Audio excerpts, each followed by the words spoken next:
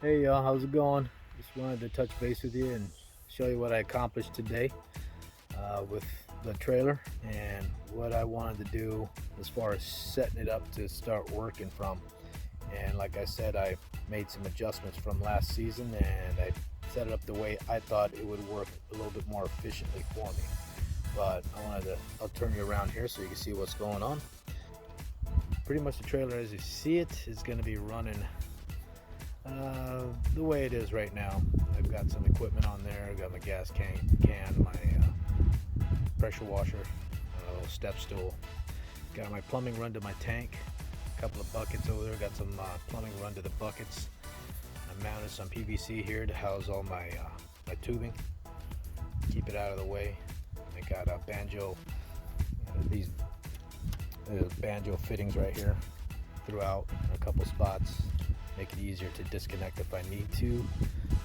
Got some pressure gauges that I mounted on the pressure washer, and did some plumbing like I talked about. Got the hose clamps on there holding stuff together. I got some bulkhead fittings that I installed. And that's that side of the trailer. Pretty much there's the hose reels. They look like it's a jumbled up mess right now. It's because that green hose is kind of laying there, that Flexzilla.